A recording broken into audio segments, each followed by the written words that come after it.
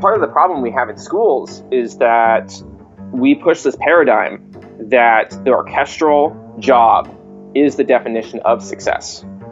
And so when schools are hiring people, they're not hiring necessarily the really intense, really successful freelance players. They're hiring the people that have the position in the major orchestras because that is the stuff that gives the prestige to the school. Welcome to another episode of Contrabass Conversations, your show covering life on the low end of the spectrum. I'm your host, Jason Heath, and we are digging into a topic that I have been fascinated with and have covered extensively over the years.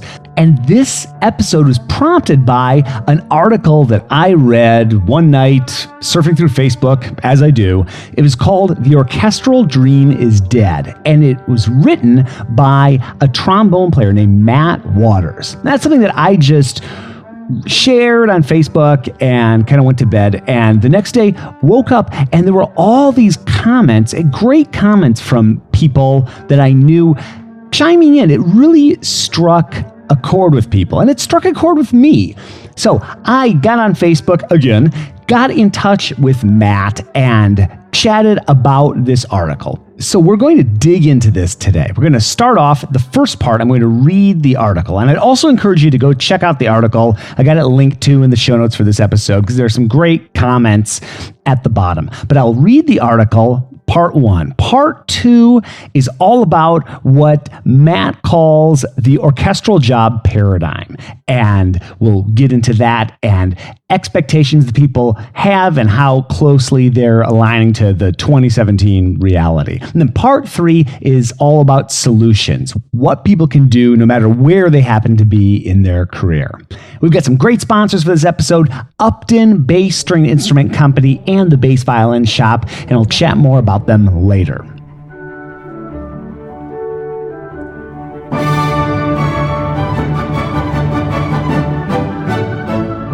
Part 1. The Orchestral Dream is Dead by Matthew Waters. The orchestral dream is dead.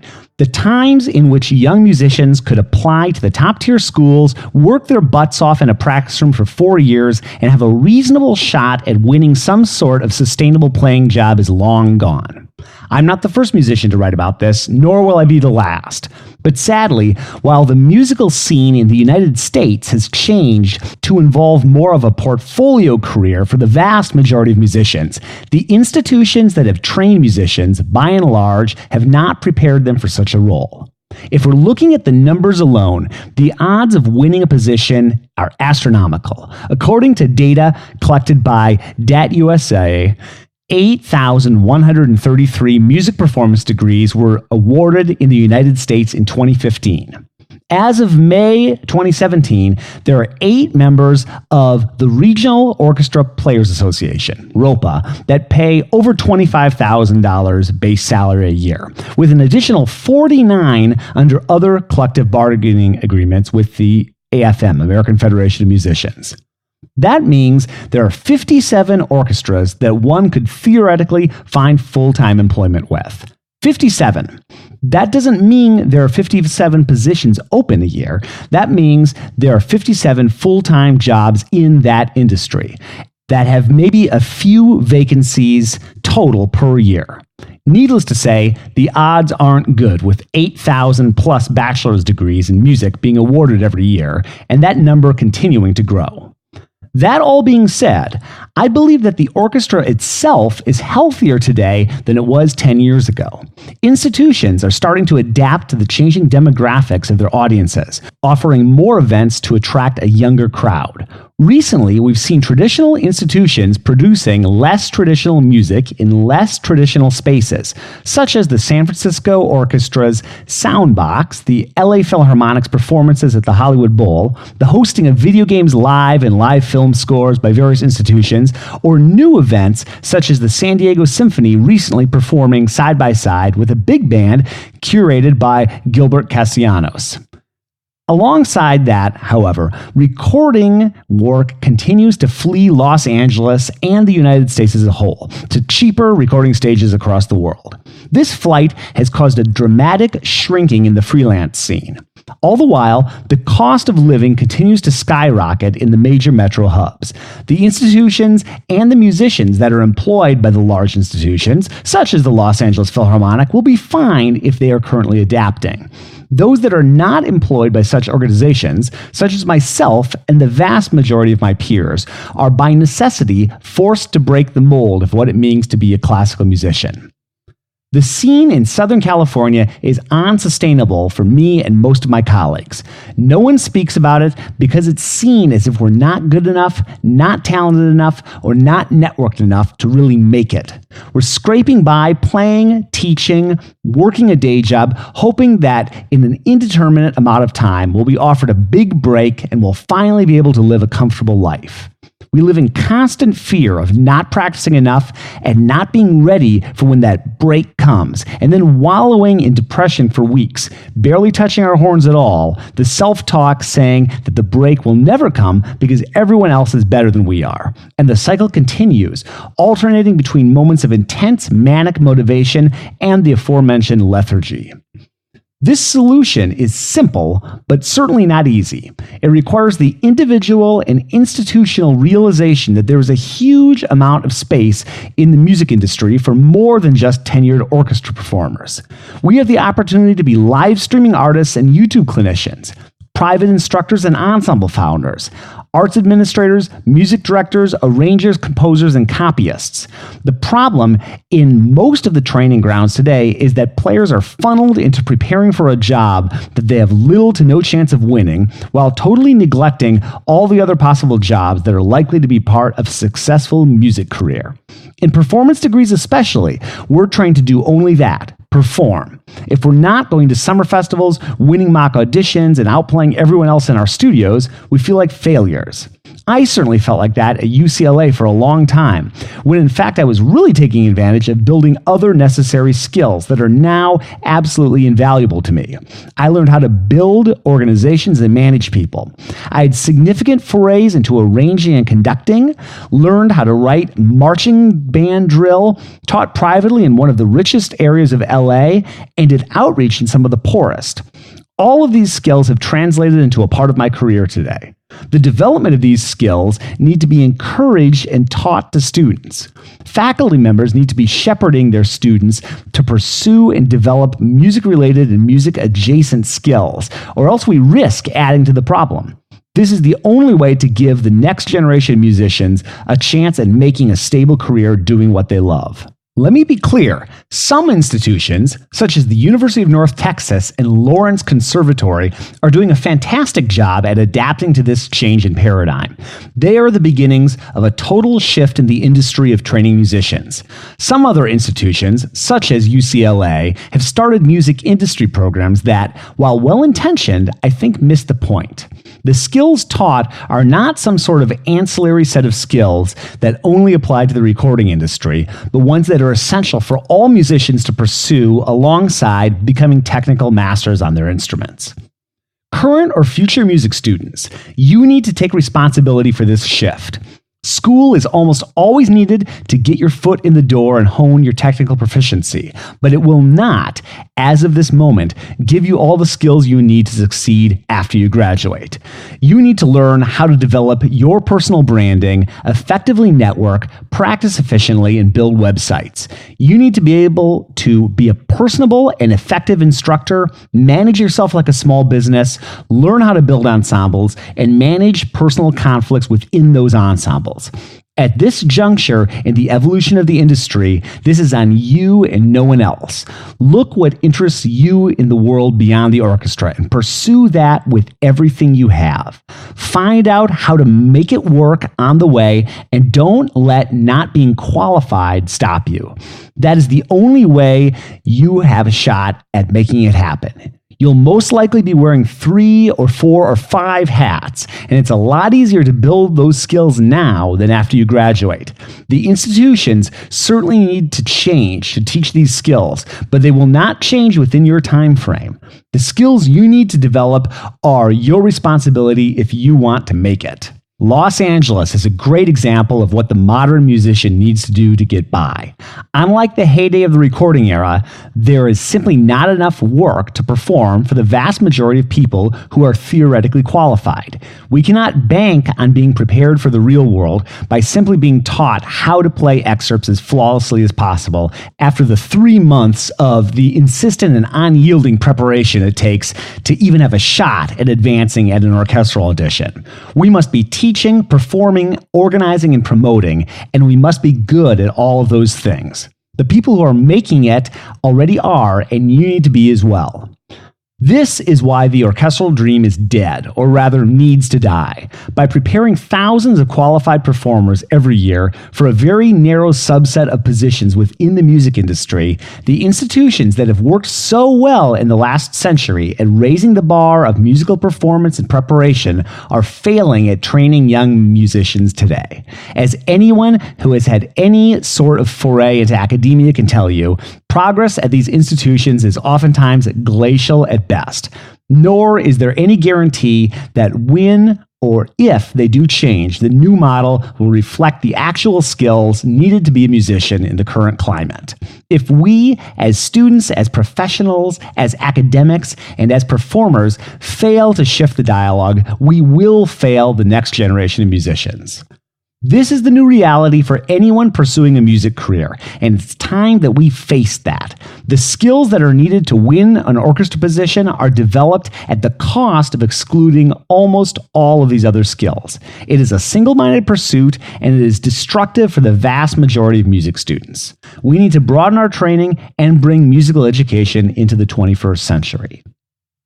So that's the end of the article. And okay, a couple comments from yours truly, and I will keep this brief because I really want to get into my conversation with Matt about these topics. A lot of folks listening to this might not know this, and I don't really talk about this much on the podcast, but before I did the podcast, I kind of got known for writing about this exact topic that Matt's talking about here.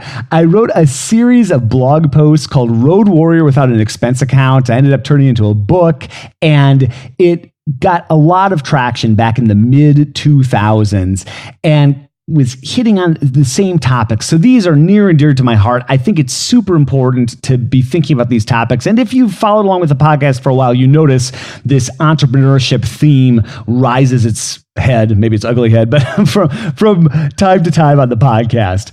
I try not to go overboard with that sort of thing because I realize that this is a base podcast and we're here talking about these topics, but I do think it's important to be having these conversations. And I'll just briefly quote a line from Andrew Hitz, who I've had on the podcast before. He's the host of The Entrepreneurial Musician. And he likes to say that the two slowest industries to change here in the United States, probably worldwide, but definitely here in the United States, are classical music and higher education. So when you merge the two, you get some pretty slow to change thinking.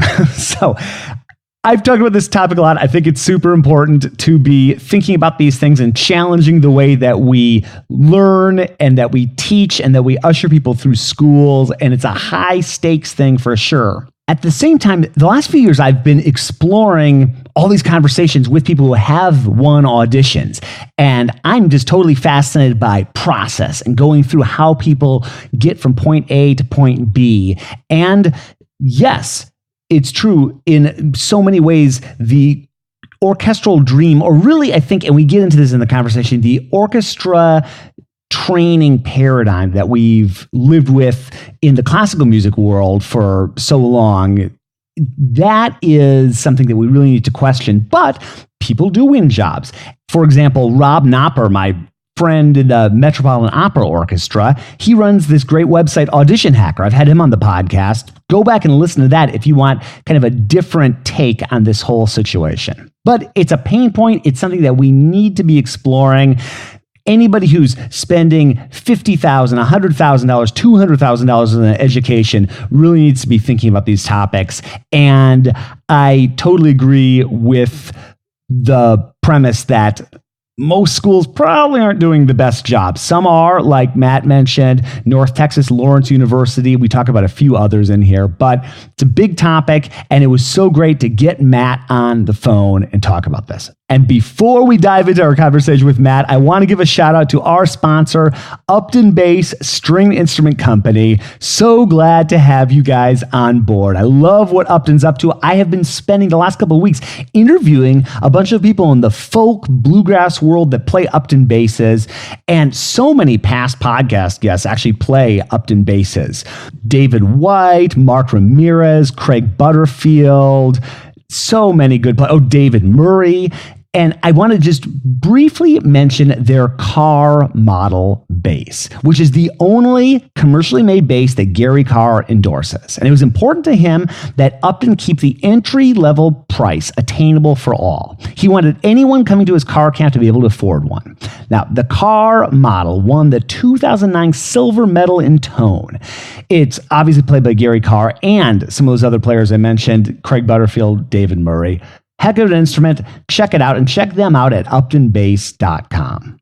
Okay, we're diving into our conversation with Matt Waters. And what we're specifically talking about to start is that paragraph about how we don't speak up about this problem because it makes us seem like we're not good enough, not talented enough, or not networked enough to really make it. That's where this conversation starts. Oh man, does that resonate with me? Can you just talk about that experience? Because I think so many people identify with that. Yeah, absolutely. I mean, LA is seen as this holy nexus, like you're saying, of okay, I'm going to get my degree and I'm going to move to LA and I'm going to make it. The problem being is that in LA, there is a lot of work, but there's also a lot of really, really great players. So even though, you're going out and you're trying to network and you're playing and you're practicing, you're doing everything you should be doing, there's just physically not enough work. And the people who were in the recording industry, they're holding on to all the jobs they can because a lot of this stuff is moving overseas. It's moving to London, it's moving to New Zealand, it's moving to Eastern Europe. And so these people who are taking these A-level gigs are now struggling for work. So they're taking the B-level gigs. B-level guys are taking the C-level gigs, and the C-level guys are taking everything else. And those of us that are just out of school are scrapping to get by. So we're not playing full time. We're teaching. We have side jobs. I have plenty of friends that drive for Lyft and Uber and just don't talk about it because it's seen as though they're not good enough to actually be a fantastic musician. It's quite sad. Jim over at UCLA is fantastic. He plays a lot of different stuff other than just his orchestral job. Obviously, fantastic orchestral player, but he plays a lot of salsa. He plays in some of the soundtracks. He teaches. He does all these various things, and he was kind of a great model for me in that respect. But part of the problem we have in schools is that we push this paradigm that the orchestral job is the definition of success. And so when schools are hiring people, they're not hiring necessarily the really intense, really successful freelance players. They're hiring the people that have the position in the major orchestras because that is the stuff that gives the prestige to the school. And so the people who are generally hired from that side of things come in and teach what they know, which is how to win an orchestral job. But that is not the path for the vast majority of people who are graduating. So we're kind of in this weird catch-22 where schools want to hire for the prestige, but they also need to be training musicians for the 21st century. I would like to say, at least for the teachers that are out there, I think this is something that especially as students are going from high school to college, we need to talk about. We need to talk about that it's not just an orchestral job. There's other methods that we can, or other paths that we can go down to make sure that we're successful. And if that's not your dream, okay, cool, but you need to take responsibility for that. And that includes your choice of school, that includes your choice of teacher, that includes what you read, who you surround yourself with, all these different things.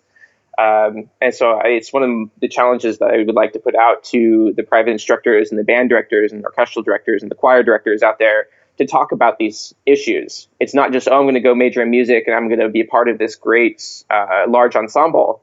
You're going to be doing a lot of other stuff beyond that. And I think that needs to be talked about.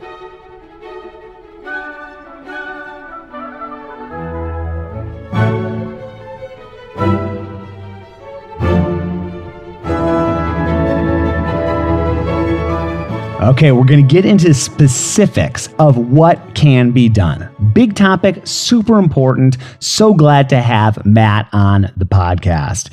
And I'd like to give a shout out to our other sponsor for this episode, and that is the Bass Violin Shop.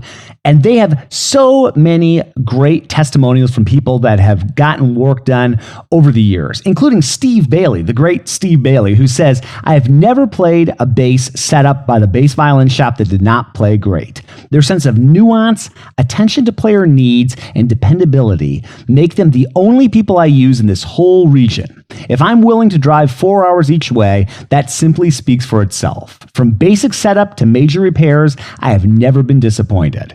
And the bass violin shop is in North Carolina, the Southeast's largest inventory of basses. That's everything from entry-level laminate basses up to fine pedigree, top-tier bass. You can find them all at bassviolinshop.com.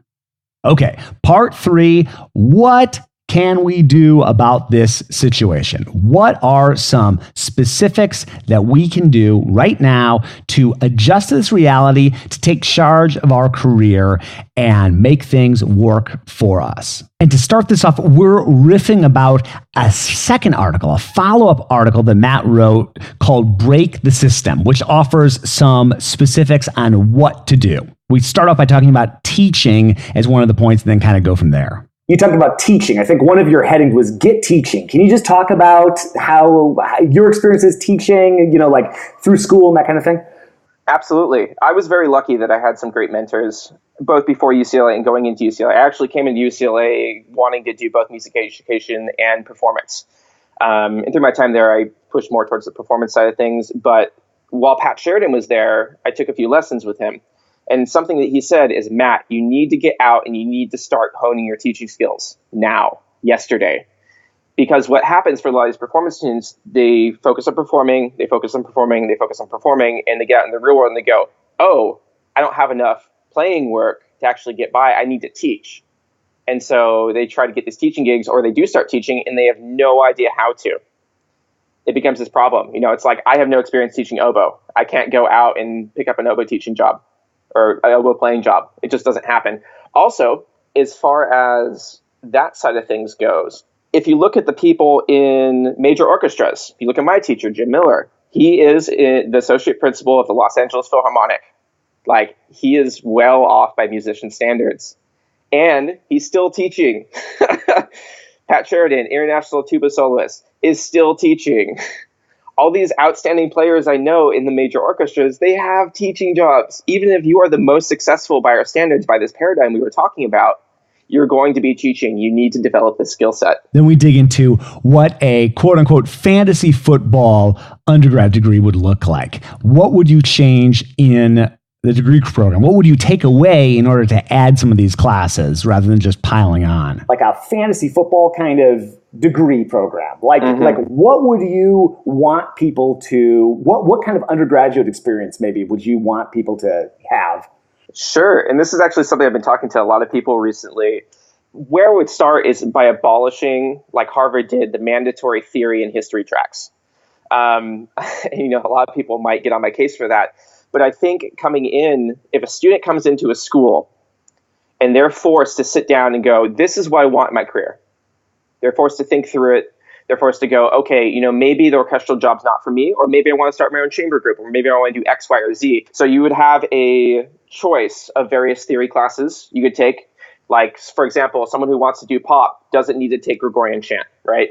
Someone who wants to do like early Baroque music, doesn't need to be studying the history of EDM.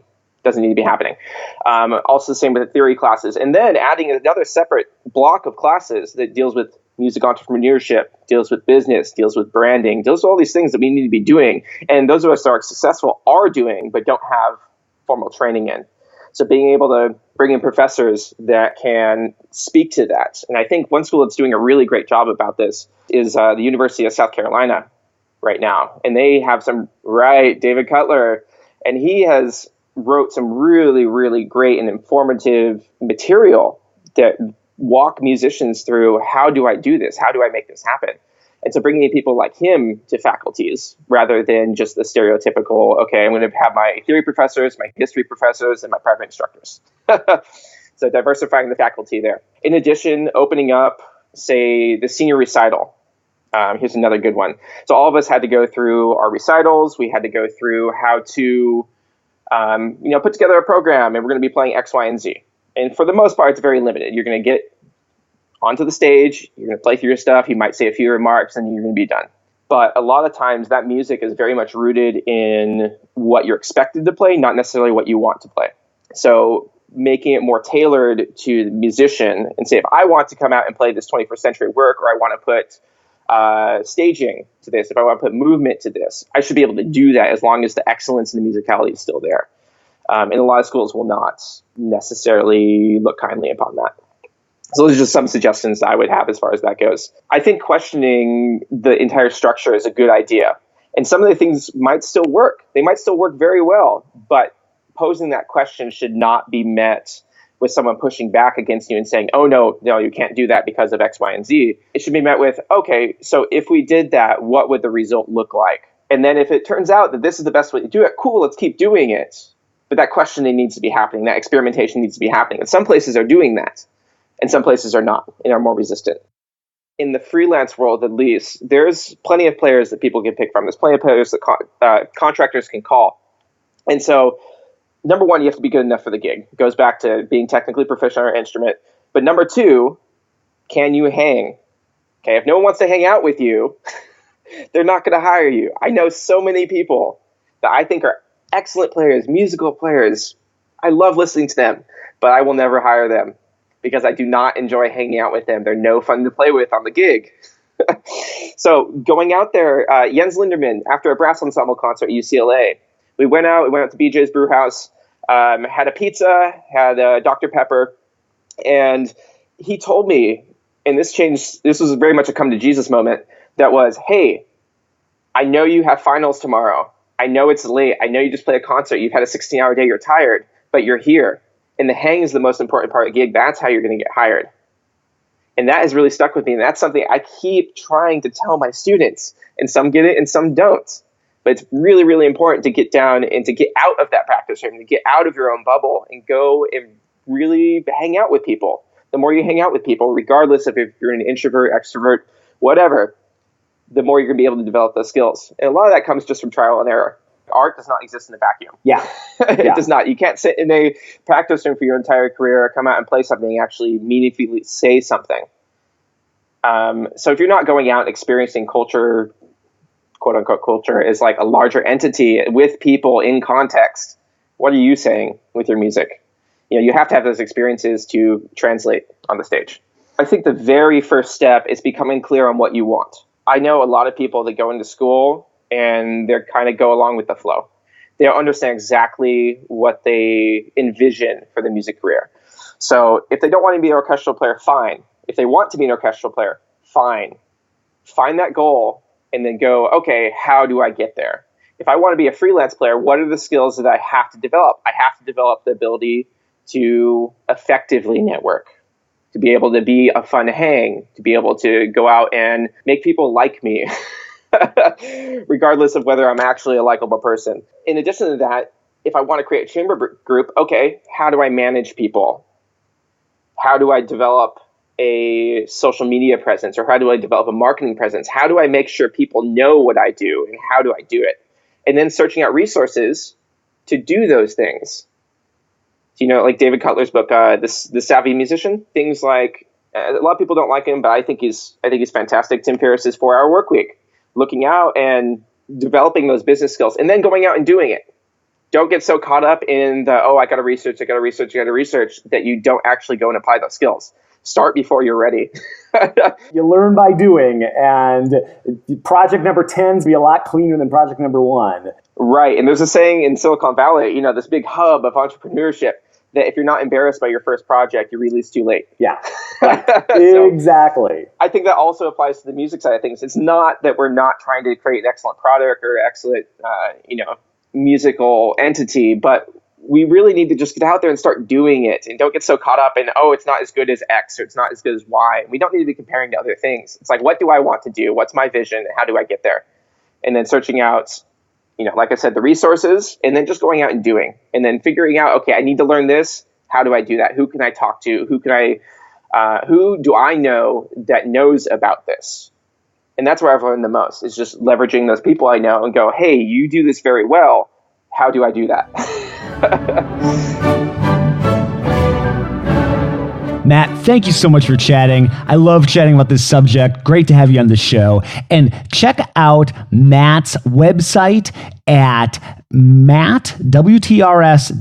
This is personal website. And then phantombrass.com is where these blog posts are located. And I've got all that linked up in the show notes. And like I said at the beginning, this is a drum I've been beating for a long time, and I've covered it a lot on the podcast. So as I was going, I started making a list of further reading, additional resources, things you could check out. And so all of these are linked up as well in this episode. But just to briefly read off, if you're interested in diving into this topic in greater detail, David Cutler's Savvy Musician. I had David on the podcast back in the day, way back in the day. Man, that was like 2008 maybe or something like that, 2009. So links to both Savvy Musician and my interview with David. I've got a course I put together. I think I've mentioned a grand total of 0 times on this podcast, but I put together a course called Making an Impact. And you can find that at jasonheath.live. How do you like that web URL? It's hard with a name like Jason Heath. Every good one is taken. I think I have jasonheath.info and .live, but no .com or org or that sort of thing. But anyway, I do have a course, Making an Impact. I take you step by step through how I've built this wacky career of mine. So if you'd like to learn more about that, there's some introductory material on there. It's all linked up as well. The State of the Orchestra was a podcast that I did with my buddy John Grillo, which is an exploration of really these same topics we've been talking about, but again, from 7, 8 years ago. Very good still. It's really fun to listen to. It's still quite relevant. Road Warrior Without an Expense Account was that blog series and then book that I put together on this very topic in the height of my kind of public interest in this topic. Also, I mentioned earlier in the podcast, but The Entrepreneurial Musician. I can't say enough good things about Andrew Hitz and his great show. I've been on his show. He's been on my show. Check it out. David Cutler has been on The Entrepreneurial Musician. That's all linked up as well. Crushing Classical is another podcast with Tracy Friedlander, where she's exploring these topics. And again, she's been on my podcast. I've been on her podcast. You see a trend here and my endless interest in this topic. Make It by Emilio Guarino. Great book on this topic. And again, Emilio has been on this podcast. And Break Into the Scene with Seth Haynes. And again, you guessed it, he's been on this podcast. So all that is linked up. Thank you for following along with this. If you're new to the show, this is not our typical topic, but as you can see from that list, it does come up from time to time. But I would love to have you on this journey with me. And I'd love it if you found this episode valuable, share it out. Share it on Facebook, share it on Twitter, email it to a friend. That's the sort of stuff that is super helpful for me and for this show. I really appreciate having you along on this journey. And the next couple of episodes, this is sort of a non-bass players on the podcast week. So we've got a couple other non-bass players with really interesting perspectives to share. And then we'll be back to all those bass players that I know you want to hear from real soon. So thanks again for tuning in, and we will see you again soon for more life on the low end of the spectrum.